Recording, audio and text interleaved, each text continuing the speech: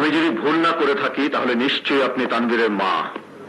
আমি জানি আপনি পঙ্গু, আর এও জানি আপনি সব দেখতে পান, শুনতে পান, তাই আপনাকে কিছু শোনাতে এসেছি। আমি মির্জা শাহরিয়ার।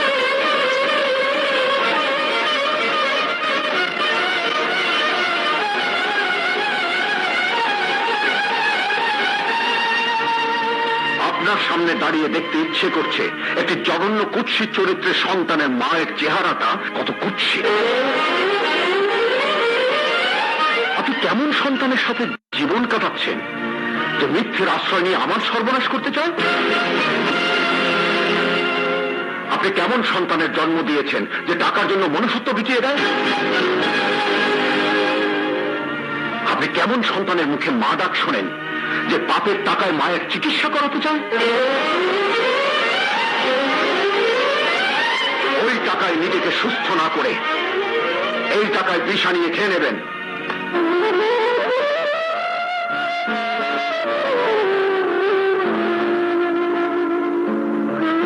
যদি কোনো ভালো ঘরের কুললক্ষ্মী হন, মরেও শান্তি পাবেন। মির্জা সাহেব, অনেক হয়েছে, এবার চুপ করুন।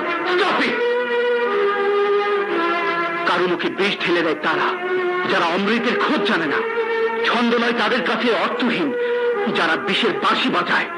বিষ তাদের কাছে প্রিয় যারা বিষধর সাপের চেয়েও বিষাক্ত।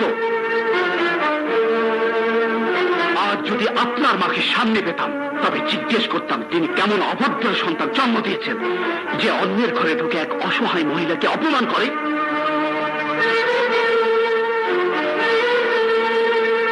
জিজ্ঞেস করতাম কেমন স্বার্থপর সন্তানকে পৃথিবীর আলো দেখিয়েছেন যে নিজের স্ত্রীর মাতৃত্বের জন্য পরের সন্তান বুকে টেনে নেয়, আবার স্বার্থ ফুরানে ছুঁড়ে ফেলে দেয়। জিজ্ঞেস করতাম কেমন বেঈমান ছেলের জন্ম দিয়েছেন যে নিজের সামান্য কর্মচারীর সঙ্গে বেঈমানি করে।